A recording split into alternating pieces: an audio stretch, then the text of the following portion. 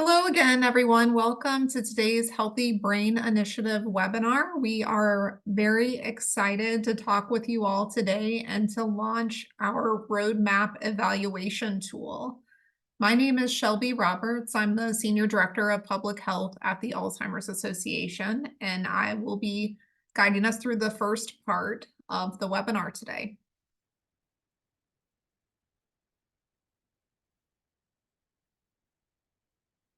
So a few things we wanted to note before we get started. If you have questions, please ask them throughout.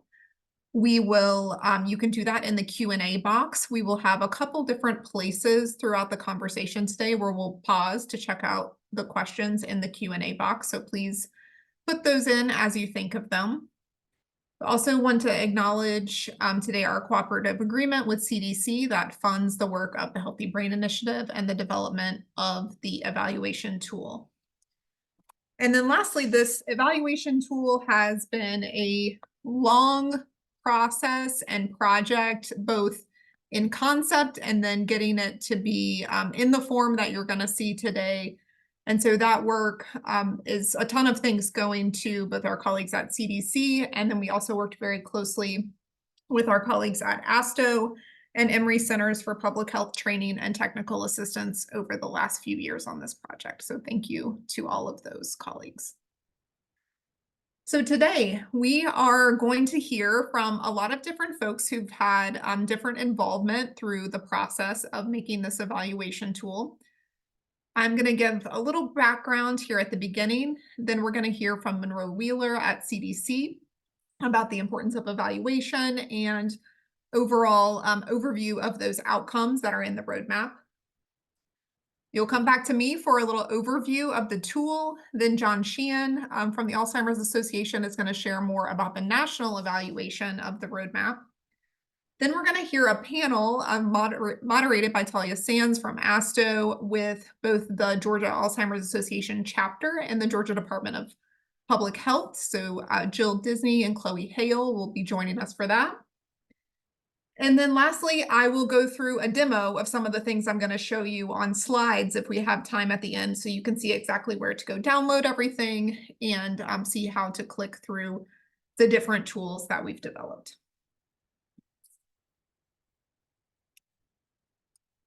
All right, so getting started, if you've been coming to our webinars recently, you have seen the HBI Road Map and know that you can access the roadmap by going to alz.org/HBI roadmap. And so that is also in the chat if you would like to click on that there. And the roadmap it's a public health strategy for addressing brain health in our communities. And this evaluation tool is our way of measuring the impact of those roadmap actions. So again, this is the action framework that the roadmap is built on. There are 4 domains that you see around here around the circle, all circled around health equity, and then the different areas of practice around the outside edge. If you haven't come to any of our webinars earlier about the actual development of the roadmap and the actions inside of it, I invite you to, when you're on that alz.org/HBI roadmap webpage, there is a video at the top that's a very short overview of the HBI roadmap. And then there's also a video right below the evaluation tool in that getting started section that is the launch webinar that we had in July. So you can hear all about the different domains and different parts of the roadmap. So for now, I am going to turn it over to Monroe Wheeler, who is the Program Evaluation Specialist for the Alzheimer's disease team at CDC. So you can hear a little bit more from him about this tool and how he sees it working with the BOLD awardees. Monroe? Hello, good afternoon/morning, wherever you're coming from. Yes, I'm very excited to hear more about the tool today, but we're going to start off by talking about evaluation, what it is, why it's important. But I did want to drive home the point that to keep this little booklet, if you have it, it's what you see on your screen. It's blurry, that's fine. But it's the booklet that has all the HBI roadmap actions in it. I keep it on my desk at all times because you never know when you're going to need to bring it out. But we're going to start by talking about some evaluation.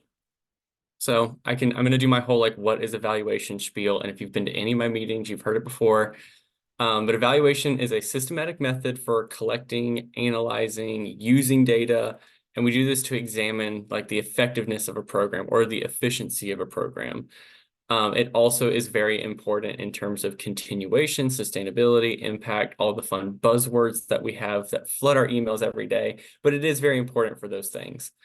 So like, what are some examples of evaluation? We do evaluation every day. So when you're picking out your clothes in the morning for what you're going to wear to work that day, you're making a decision based on information that you have before. You're not going to show up to work in your pajamas unless it's like a fun day, and then that's different. But we use evaluation in our day-to-day decisions to determine what the best, course of action might be. Now for bold, it's not as easy as picking out your clothes in the morning, right? It's a little bit more complicated. There's more moving pieces to it. There's more impact involved in it. So for the purposes of bold, and each program is going to have their own evaluation practices. I know that if you're here and you're from Bold, you've been working on your evaluation year one plans. The ones that I've seen so far have been phenomenal. And so I'm very excited to see more coming in. But for bold evaluation, one of the biggest things to me that evaluation practices provide is it helps us identify roadblocks before they occur in a program. Which if you're like me and you like things to run smoothly and you're a little type A and you're a planner, then evaluation is your best friend in the entire world. So what are some examples that we could do? I'm going to give you an example I use a lot, but I think it's just a really solid example. So let's say you're doing a town hall. It's something that most public health programs do. We like to do town halls. We like to do focus groups, all that fun stuff. So a way that we can identify a roadblock beforehand is whenever we're looking at how are we going to evaluate the effectiveness of an education meeting or a town hall or something like that. In this example, we're going to say it's being held in a library, right? A public library, which is a great resource to use. So I do encourage you, if you can partner with your public libraries, please do. So let's say we want to see, well, how do we determine the effectiveness of a town hall? Maybe it's the number of people who come. Maybe it's the spread of types of organizations who show up. So maybe we're looking at, how many healthcare workers are showing up to these, or how many physicians, how many public health workers. Or just how many people are coming. How are you going to determine that? You can use a sign-in sheet. That's a great way to do it. You can use a follow-up phone call or an email address to determine, like, what did you learn during how effective was this town hall for you? But those can be very challenging. And a way evaluation can work is before you even begin talking about doing it, having an idea of how you're going to measure the effectiveness of an activity can kind of give you an understanding of the feasibility of it. Can we do this? Do we have the capacity right now? Or do we have an external partner who already does this that we can partner with? So it's really just more so keeping a future forward outlook on programs and making sure that we are maintaining our feasibility, that we're thinking about sustainability of a program, that we're talking about how effective it's going to be, and talking about how we're going to measure the effectiveness, not just doing it. Which for all of us who are very passionate about public health, it can be so easy to just run in and just do what we know is like evidence-based practices. But talking about how we're going to measure it can be very effective in determining how, what capacity do we have right now. Another way that evaluation can help in terms of bold is it helps us to ensure the quality of program activities. So again, going back to that sort of like looking at those roadblocks before they occur, talking about how effective a activity can be. When we talk about how we're going to measure the effectiveness of any of our, work plan activities or program activities or roadmap, series actions we're trying to get into our state plan. When we talk about how we're going to measure those, we can plan ahead of time, to how can we apply that measure to increase quality in, moving forward. It also allows for ongoing insight into program direction and impact. Impact is the CDC buzzword right now. It will be in everything for the foreseeable future. And there's a reason why it's important. But having a more evaluation focused mindset when planning out program activities again, it goes back to that. It helps us think about how we're going to measure how effective this is going to be. What tools do we have available to us? Who do we know that can help us out with this? It's a very critical part of the process of looking at what direction is our program going in, and is that direction that we intended to? If so, great, let's keep going. And if not, let's make adjustments along the way. It also informs future programming and research. So, and again, if you've read any scientific paper, you know what I'm talking about, where, in that conclusion section, it talks about the direction that this needs to go in next. That is a big piece of evaluation, is talking about what direction do we need to be going in right now. Are we on the right track? Are we not? How do we get back on track? Or how do we keep this momentum going? So as Shelby said before, and we can go to the next slide. As Shelby said before, with that conceptual framework, again, I highly encourage you to review it so many times. I still have to go back at least once a week to go look at it. And again, it consists of these 4 domains that you see on your screen here. And we're just going to do a very general overview of the outcomes, and talk about how they relate to BOLD, which is sort of the wheelhouse I'm coming from. So again, we have our 4 domains here, and you can see in each of those boxes is the outcomes related to those domains. This is in the booklet. There's an online resource that has all this information in there. Highly encourage you to use it. So for this first top left dark blue one, which in the booklet I believe is P, it's classified as domain P, which is strengthen partnerships and policies. There are 3 different outcomes here. Each outcome will have its own related roadmap series actions in your resource that you go to look at it. So like I know for P, it's like P1 through 4. So those activities 1 through 4 are related to that first outcome. P5, I believe, is for the second outcome, and then P6 through 7 is for outcome 3. So let's just go through these outcomes, talk about how they relate to both. So the first one in that strengthen partnerships and policies is increase community partnerships. That's really every public health program is going to have something along those lines. I've seen some examples of individuals, just doing their coalition capacity building right now. And that relates to this specific outcome. This is going to be something that's going to develop over the course of BOLD, and everyone's going to be at a different place with it. So for the second outcome, we have increased integration with other chronic disease efforts. It's a little bit more broad. We also have a lot of subject matter experts who work throughout the various programs in BOLD who are very engaged with this outcome. And again, these are going to be measured along the way at different rates, and it's all going to be good.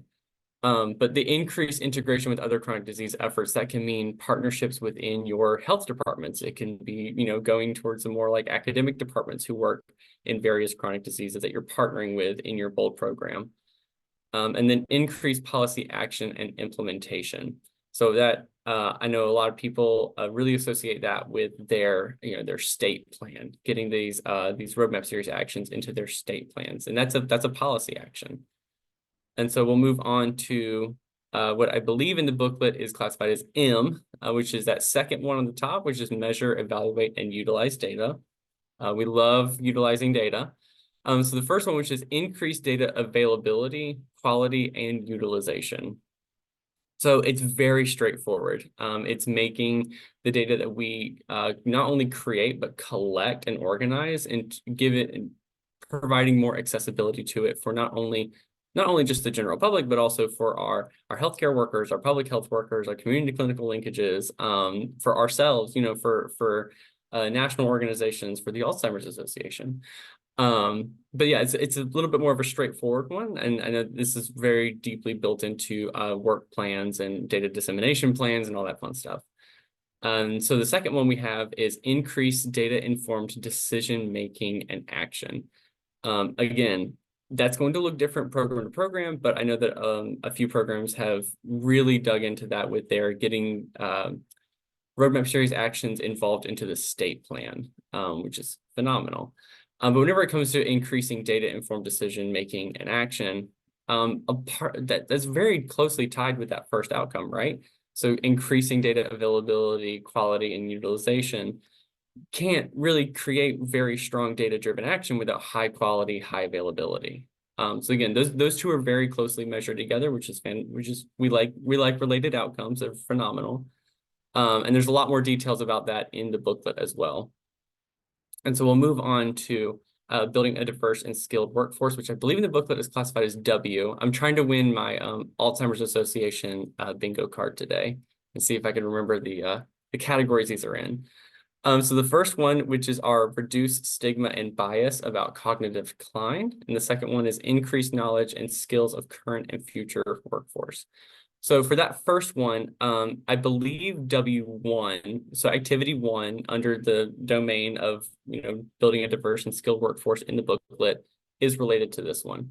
And then the rest of the activities, so I think 2 through 5 are related to that second outcome. So for the first one, reducing stigma and bias about cognitive decline, it's going to look like a lot of different things. This can be an educational program that you do with your healthcare workers that you're partnering with, in sort of like we know that physicians can, or healthcare workers in general, just can be uncomfortable talking about Alzheimer's. It's a hard just topic to bring up, because it's scary. There's not a lot that you can do in the moment, especially with those like early detections, right? So helping secure and helping to give the tools necessary to communicate these Alzheimer's and dementia-related diseases topics to our healthcare workers is a huge component of reducing bias. Because those are that is the front line of this, is in that doctor's office during that diagnosis. But it can also be for people who get diagnosed and for caregivers to help them feel equipped with that information to reduce that stigma, reduce that bias. And then increase knowledge and skills of current and future workforce. Again, that ties back into that first one. And then in the last domain, which is engage and educate the public, which I know is E. I do remember that one being, yeah, that was E. We have outcome 1, which is increase public knowledge about brain health, risk factors for dementia, and benefits of early detection and diagnosis. Again, and a lot of these, you'll see that they're very tied in together. So that first outcome, to me, I think about the first outcome in the previous one, where it is, knowledge reduces stigma. Understanding, lowers our own ignorance about topics, which reduces the stigma, reduces the bias. And so increasing public knowledge about brain health risk factors for dementia and benefits of early detection and diagnosis, especially because it can be a very scary topic. And especially with those early diagnoses, we want to reduce the impact of Alzheimer's disease and related dementias. This is a huge first step in that direction for many, many, many, many people. And then the second one, which is increase public knowledge and use of services for people living with dementia and their caregivers. There's a lot of programs out there, and they do phenomenal work. It can be challenging for caregivers and those who get diagnosed to know where to look, know where to ask these questions, because sometimes it can be hard to get a doctor's appointment, and who do you go to when you can't get that phone call? And so there's tons of programs out there. There's, everyone in here who's from Bold, you have phenomenal programs. You know how robust and amazing your external partnerships can be and how great the coalitions that you're building are. But just increasing that public knowledge and use of these services that are already available for people living with dementia and their caregivers is a huge first step, or not first step, it's a huge step in reducing the impact of Alzheimer's disease and related dementias, especially for those who get diagnosed and for caregivers, because those are the people who are going to be dealing with this every day. And so those are the outcomes of the domains. I encourage you to go look at the activities that are related to them. They're phenomenal. The Alzheimer's Association has some of the most robust and phenomenal information out there on this stuff. So please utilize them. Yeah, and then I will turn it back over. And if you have any questions, I'll be here to the end. Thanks so much, Monroe. We had a few questions come in the Q&A with some folks that have joined us that are new to the roadmap and new to Bold. So we have dove into the weeds in this webinar, as you have realized by listening. And so there's a lot of great information we wanted to share with you today. I do want to highlight that John put a link in the chat to learn more about the CDC Bold program and the different state, local, and tribal jurisdictions that have been awarded in that program. So definitely check that out. And also I mentioned our launch webinar that is up on the website, but we also had a webinar a couple months ago that was getting started with the HBI Road Map. So if you're just getting started, definitely encourage you to go back to that one to learn more about those first steps to take to get you towards this evaluation side. And so Juan, if you can post the link to the YouTube page where those webinar recordings live in the chat too, that would be helpful. Thank you. Okay, so now on to the evaluation tool. If you want to follow along yourself, I'm going to show some screenshots during this part. And as you can see here, it's a little small on the screen. So definitely go to alz.org/HBI Road Map and the Getting Started section, and you can go ahead and download the PDF for yourself. But this is what the first page of the evaluation tool looks like.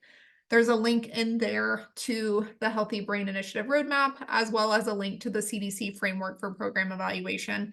So again, really appreciate Monroe walking us through that. And Monroe, you did a great job remembering all of the letters and the numbers of the roadmap actions. So very impressed. So what is this evaluation tool? As you may have heard us say, this roadmap for state and local public health is the fourth in the series.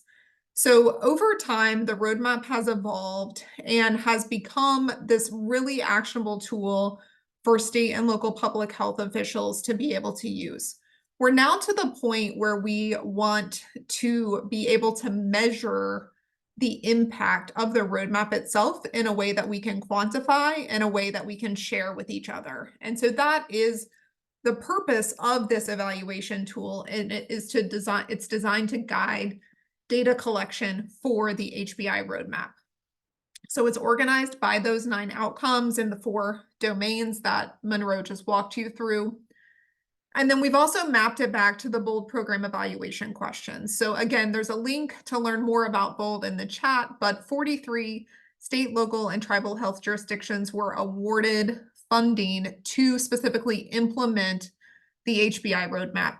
You can do this even if you didn't have that funding, but the folks who were awarded that funding, they have funding behind helping them to both implement the actions as well as evaluate them. So we wanted to be sure to very directly map this to the BOLD program. And then lastly, if you're an evaluator on the call, you are probably thinking a PDF about evaluation is not very helpful for me. So we do have a downloadable Excel sheet that you can click here. And again, I'll do a little demo of this at the end. But you can click there and go to our downloads webpage and download the Excel sheet that will allow you to physically enter your own data and to track it over time.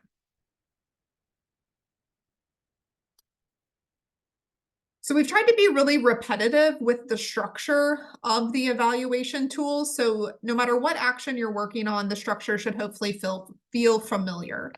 One thing I want to note is that this tool is not intended for you to go through all 24 actions in the roadmap if you're not working on all 24. So if you are just getting started and you are really focused on P1, and that's all for this year, focus your evaluation efforts on P1.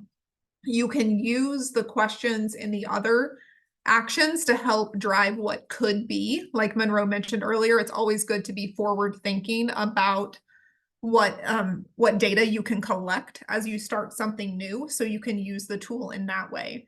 But it's really meant for you to just use the actions that are directly applying to your work. Of course, we've written something for all 24 because we wanted you all to be able to have something to go back to for any of those actions that you might be working on.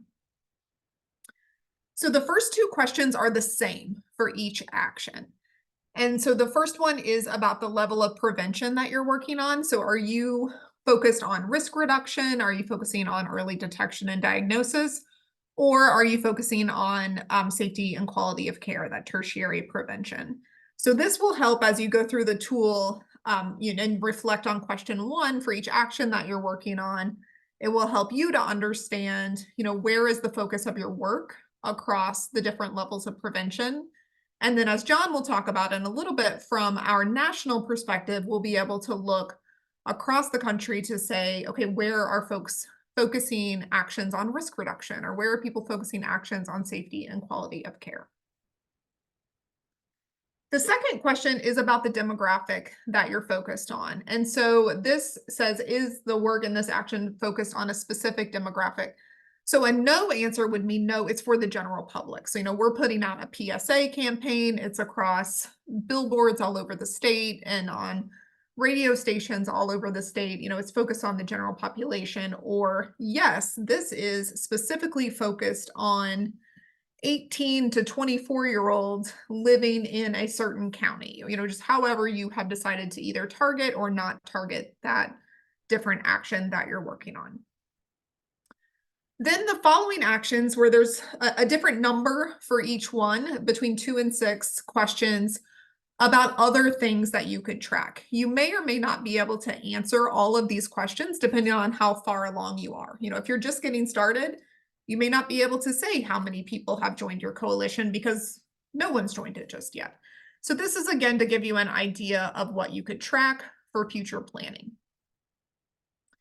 And then lastly, we have suggested impact evaluation questions, as well as some tips for each action. So, we're not able to know exactly what every group is going to focus on. And so these impact evaluation questions may or may not apply for you, and feel free to make your own. These are just suggestions that we have that map back to the outcomes. And then the tips are a variety of things, but we're trying to highlight different national data that might be available, or other things that we thought would be helpful to keep in mind while you were deciding what to track about each action. So what does that look like? This is what it looks like in the tool itself. I'll show the Excel tool in just a second. But so you see over here the outcome. Again, there's 9 outcomes total in the roadmap, so multiple actions apply to each outcome. Then the action text, this is directly from the roadmap. And then here are those measures. So for P1, there are 6. Those first 2 that I mentioned that are the same. You see those repeated down here again for P2. And then questions 3 through 6 are those specific to action P1. Over here, you see the impact evaluation questions, which the second one here is directly from BOLD. So that's one of the BOLD impact evaluation questions.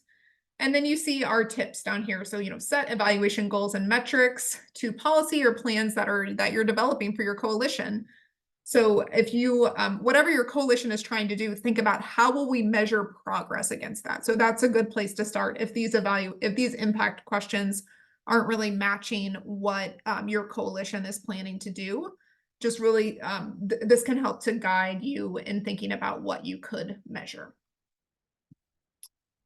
And so in the next slide, I just pointed out here, these are those standard questions. Here are the additional ones, and then the impact questions you'll find here. And so each action follows this same structure. So this is what the Excel tool looks like. Again, I'm going to do a more in-depth demo of this later in the webinar. One thing that's really important to let you know is this is a macros-enabled Excel file. So please click Enable Content for it to be able to work in the most productive way for you. And then again, what I mentioned earlier about only answering questions for the actions that are meaningful for your program. You'll see all of the actions are closed to start, and then you'll click this little plus next to each one to open up those additional questions underneath the action if you decide you want to enter data on P1. Each of the domains is represented in a different tab. So once you've finished entering your data for P, you can move on to M and so on.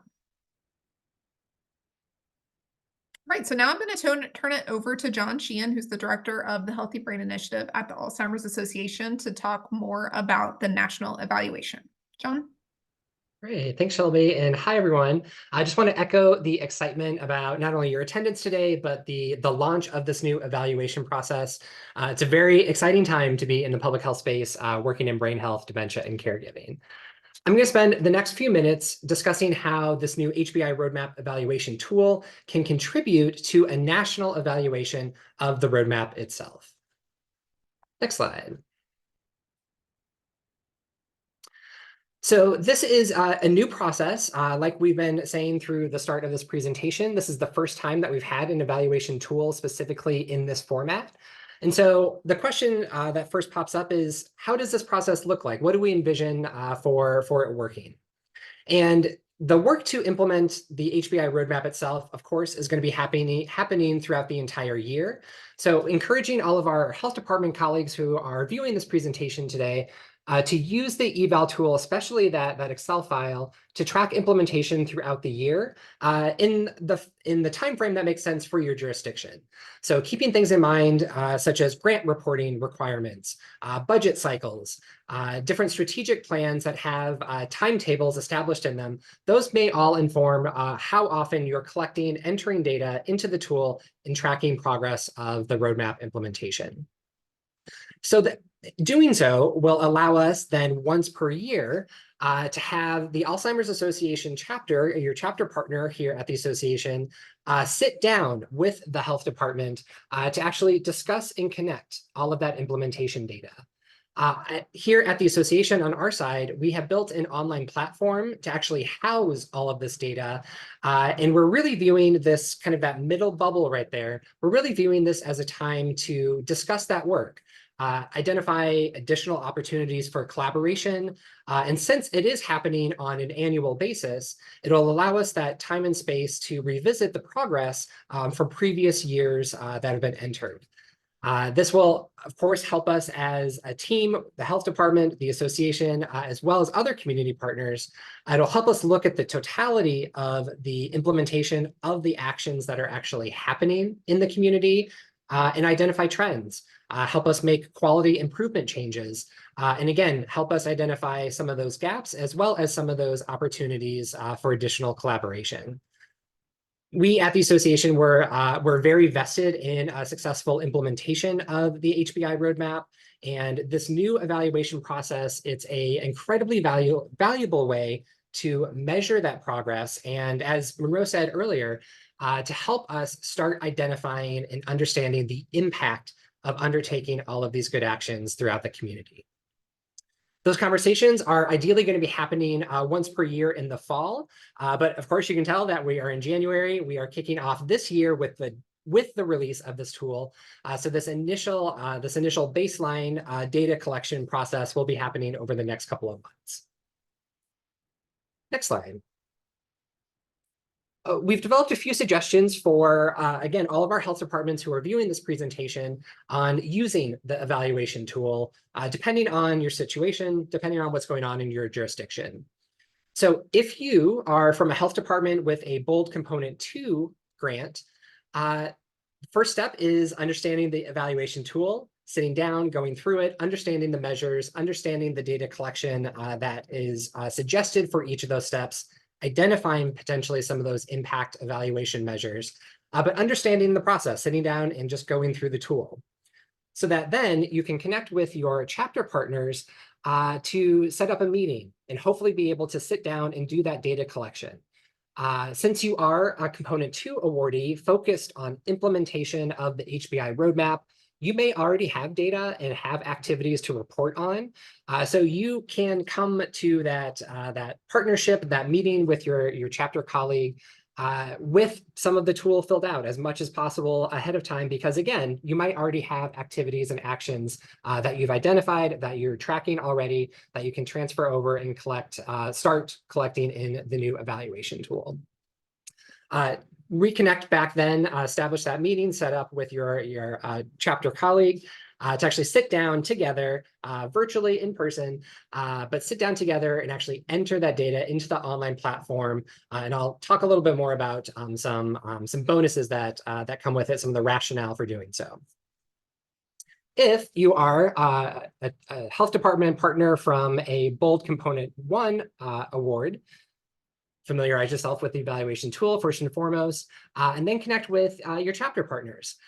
At this stage, it may make sense to actually sit down with your chapters ahead of really filling out the tool to run through the different options, run through the different measures, understand the opportunities for action and the opportunities for data collection, So then a couple weeks later, you can use that in that time in between to actually begin looking at the activities, understand the actions that have happened, where you'd like to go, and then sit down a couple of weeks later with your chapter partners to enter that data into the online portal. Our roadmap reports is what we refer to them as. Down in the lower left, if you are from a health department that does not have a BOLD program award, but you are working in brain health, in dementia, and caregiving, you're using the HBI Road Map, we definitely want to hear and understand the great work that's happening in your jurisdiction. So first and foremost, go through the evaluation tool, understand what's in there, and then same process, talk to your chapter partners, establishing a meeting so that we can sit down later, run through that roadmap report together. And depending on where you're at in your own implementation, it may make sense to fill it out as much as possible ahead of time, or establish that introductory meeting so that you can better understand the measures in the process. If in our final gold bucket here, if you are a health department that does not have a BOLD award and is not currently using the HBI roadmap, really thank you for joining us. Thank you for viewing this presentation, because it is a great opportunity to get invested into this work. First step would be learning more about the HBI roadmap. Here at the association, our public health team can help with that, but every single state around the country has a local chapter to connect with. Your chapter partners are wonderful experts in the community and can definitely help you get up to speed on working in this new public health arena. And then from that conversation, go through the evaluation tool so you can begin identifying those opportunities for measurement and for tracking. And next slide.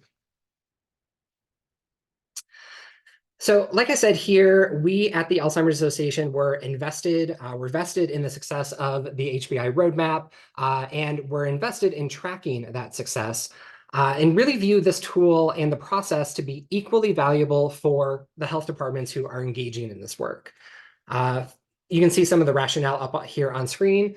And the first is really that all of the data that is collected is now using this evaluation tool will be collected in a systematic manner to then contribute to the larger national evaluation of the roadmap itself.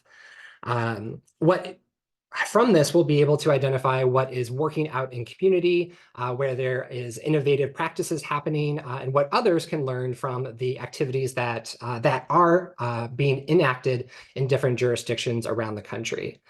The national evaluation is going to be a great way to talk about this work in brain health, in dementia, in caregiving, and how all of that good work is contributing to the larger national improvements that are being made in these topics. So we think it's a wonderful way to get a better sense of the excellent work happening in the space, certainly on an individual state-by-state basis, but then especially rolled up together in this national evaluation. Second, that online platform that I mentioned is a way to track and measure and evaluate your own work from the health department side. Our chapter have access, all of our chapters have access to a dashboard of the data that is entered. And each year we'll provide a report back to the health departments on the implementation data collected in the evaluation tool. So this may help with the reporting that you are already doing. That may be grant reporting requirements. This may be your state Alzheimer's plan, a state aging plan, health improvement plan, potentially. And it may give you opportunities and information for future grant opportunities to indicate and highlight the good work that you're doing in this space. If you're BOLD, as Shelby mentioned right at the top, and as Monroe walked us through, it maps directly to a few of those BOLD evaluation questions. So certainly advances those efforts and that grant reporting requirement there. Fourth, it will give you an opportunity to connect with the Alzheimer's Association, with our chapters, as well as other community partners. I know I've said it a couple of times now that we have a vested interest in successful implementation of the HBI roadmap. And it's not only because we jointly developed the roadmap with CDC, but it's really because the good work that you as a health department professional that you're doing in this space, promoting brain health, ensuring early detection and diagnosis, ensuring quality care and safety for people living with dementia and their caregivers, that great work is the work that needs to happen. And we at the Alzheimer's Association, we want to support, we want to encourage, and really help grow all of that great work happening around the country. So we're very excited to partner deeply on the evaluation process. And finally, our last bullet here that I have talked a little bit about is that it helps measure progress year over year. For health departments that choose to share their data with us, we're going to generate that report annually based on the data.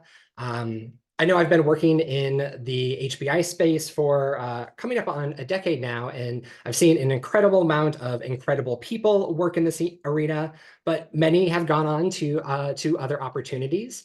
And so one of the benefits of sharing your data here is it can help smooth some of that staff transition, some of that staff turnover, since it will be housed in a separate system. It can also, you can understand better quickly what has happened previously. And then with each successive year, we can also look back historically to see where we started and where we've ended up for that impact evaluation. So very excited for the evaluation to actually get up and off the ground. We're very much looking forward to partnering closely with health departments around the country and see a lot of value for doing so. And with that, speaking of health departments, I'm very excited to introduce our panel. I'm going to turn it over to Talia Sands, who is our director, who is the director of health improvement at the Association of State and Territorial Health Officials. Talia? Thanks, John, and hello, everyone. Thank you to our colleagues in Georgia for joining us for this panel. And I also, in addition to thanking the Georgia team, want to give a shout out and thanks to colleagues from the state health departments in Texas and Wisconsin, as well as Georgia, for helping us in the process of developing the evaluation tool. They all provided valuable insight to us to help refine the tool into the final version it is today. So for our time during this panel, I'm honored to have the chance to chat with Chloe Hale, who is the BOLD evaluator at the Department of Public Health in Georgia, as well as Jill Disney, who is the program director with the Alzheimer's Association Georgia chapter. The slide that John just went through about why participate in the national evaluation came largely from your discussion in Georgia when you met to help pilot the evaluation tool. So I want to start by asking Chloe to share a little bit more about your impressions of the evaluation tool. Do you see a use for the tool, and how do you see using it more immediately and into the future? Hi, first, I just want to say thank you for inviting our program to review the tool. We had a great discussion. We feel that it's really well organized, user-friendly. The roadmap having 24 actions, that can sometimes seem like a lot. So it being broken down into the 4 domains, I think makes it easier to take in, especially if you're new to the roadmap work or evaluation. And for us in our Georgia BOLD program, we will definitely use the tool periodically, maybe monthly, quarterly, to update progress from not only our work, but our partners' work. A lot of the work done in Georgia is through partners, and we think that this tool will be great to track their progress and how it relates to the roadmap. And as Monroe said earlier, identify roadblocks before they happen. And then the tool can then help translate all of our progress for our yearly reporting to the BOLD platform that we use. In the future, I would say we can definitely use the tool as a crosswalk for our ADRD state plan. As component 2 awardees, we're having to do an implementation plan with our Georgia Alzheimer's and Related Dementia Collaborative, or GARD. And I think this tool will be great to use as a crosswalk and to create more strategic and actionable items based on our state plan that can then be tracked for progress and measurements. Thanks, Chloe. I appreciated how you described the tool helping to break down the massive opportunities that are available to evaluate and actually implement with the roadmap. And I'm excited to hear you have ideas about more frequent use of the tool, either monthly or quarterly. Having taken a look at the Excel tool, how could you see that being used, or would that be of assistance in that regular documentation that you're thinking of? Yes, I think the Excel sheets are definitely helpful. Like I said, they're broken down into each domain as well. So that makes it easier to track progress within the domains for both our partner work and our bold work plan work.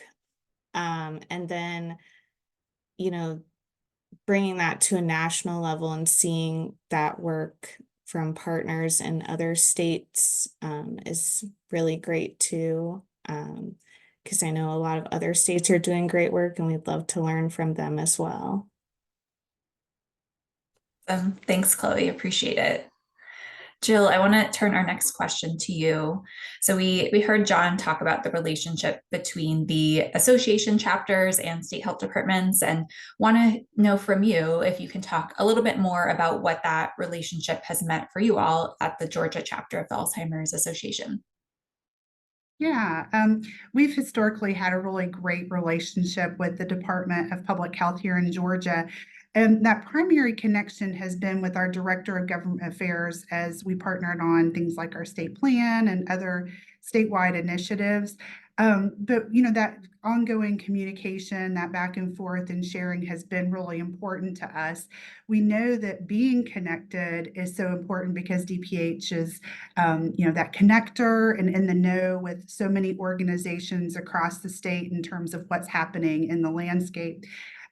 We want to know what that's about because we have a unique thing to bring to help meet some of the gaps in care and support in the state. So in terms of helping to elevate partnerships and really, make the most impact across the state, the relationship with DPH has kind of provided that window into what other organizations are doing.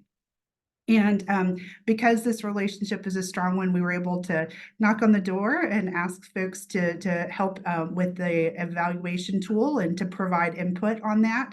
So, having that relationship is a good one when we're developing tools too, and looking forward to improving processes.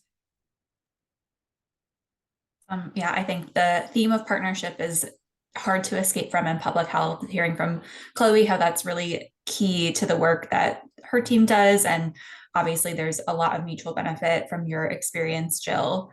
Can you talk a little bit about as well how Georgia's public health department receiving the BOLD award has changed or altered or affected your organizational relationships in any way? I think it really is just providing an opportunity to deepen that relationship. At this time, the Alzheimer's Association has increased activity and support for brain health education as a part of our community programming.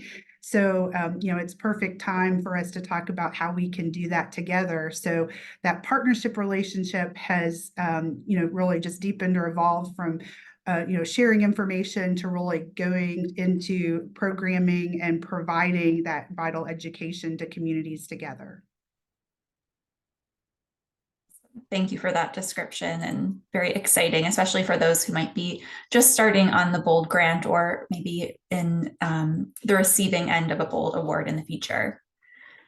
So to wrap us up, I want to go back to you, Chloe, and ask if you have any words of advice or encouragement for health departments who are new to this work, or maybe who don't have a Chloe, a full-time evaluator on their team. What would you offer as words of wisdom to them?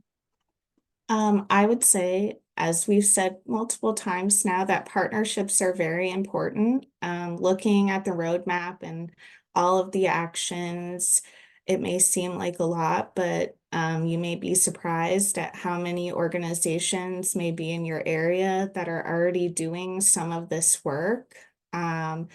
So reaching out to local Alzheimer's Association representatives, area agencies on aging in your area, finding out what they're doing, meeting with them to go over the roadmap and discuss their progress. A lot of times they're, hungry for tracking of progress and goals in their own work, and this could be a really great way to connect, use the tool to show their progress and how it can be crosswalked with the roadmap. So always leverage partnerships, and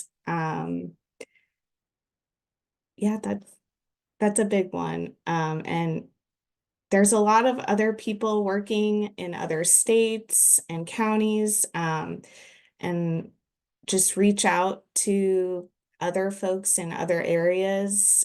We do that. We work with other states that we know are doing some great things to learn from them. Always be open to learn, and we're open to these new tools. So just stay open and continue your partnerships, build your partnerships.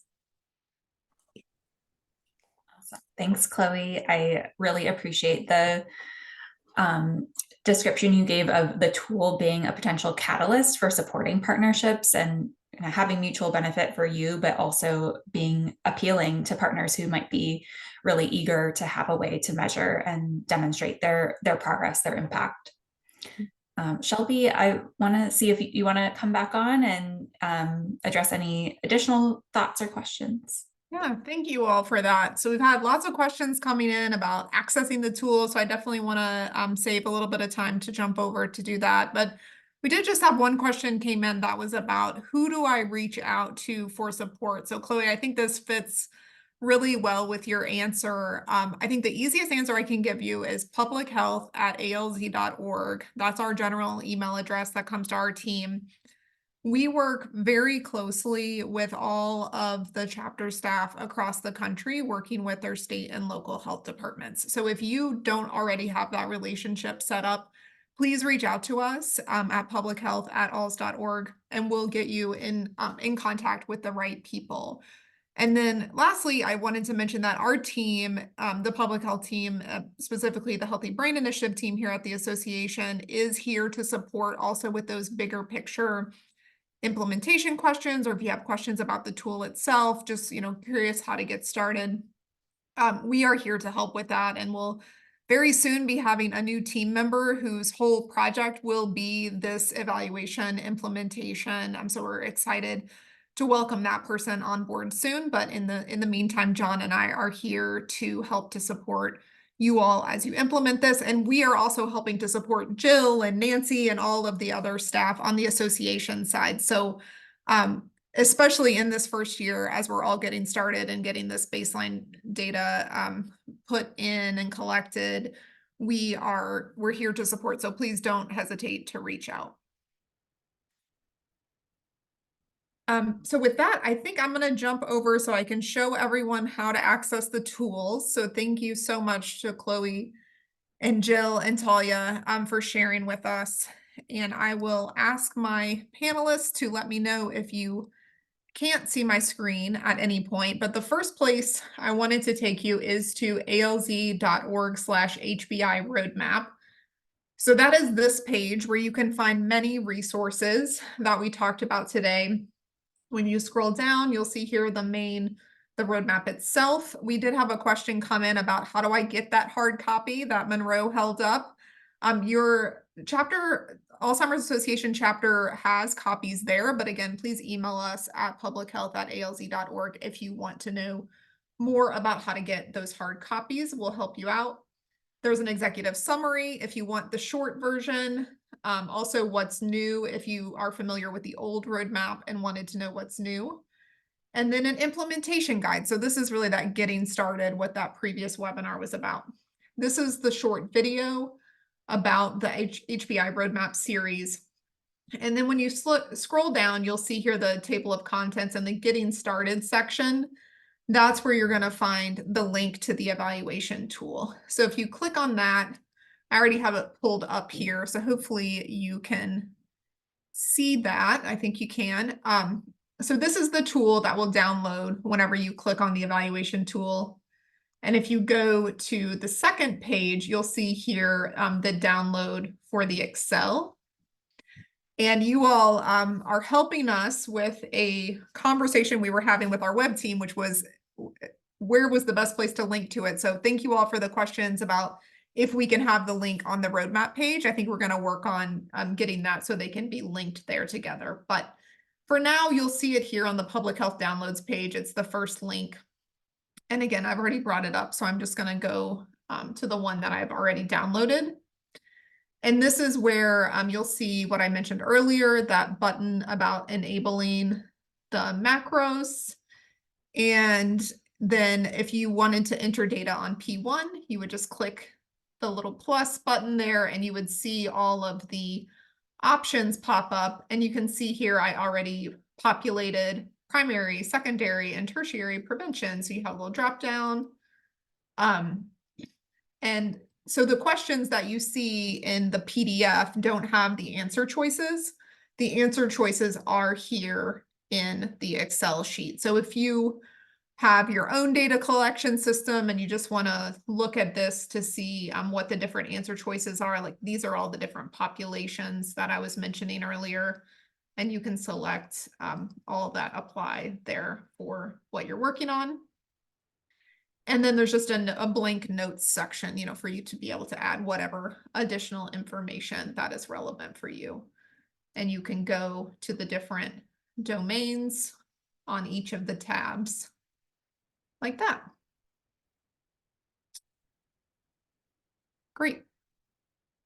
Okay, I'm going to stop sharing here. And I think we had a couple other questions come in. John, have you anything else that you think we should address before we close out our webinar today?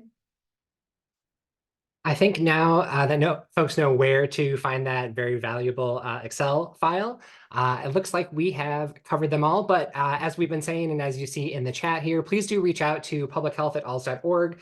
As you start going through these tools, as you start familiarizing yourself with the measures, please do reach out so that we can help walk you through it, answer questions as they come up, and connect you back with your local chapter.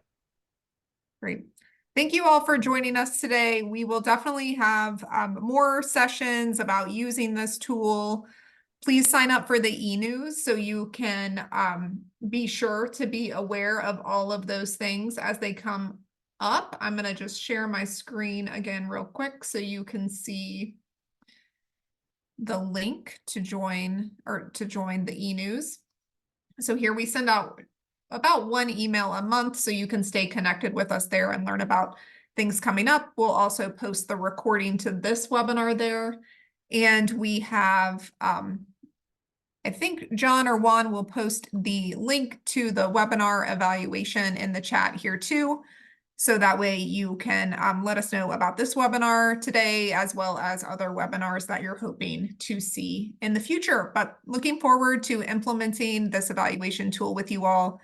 And thank you for joining us today.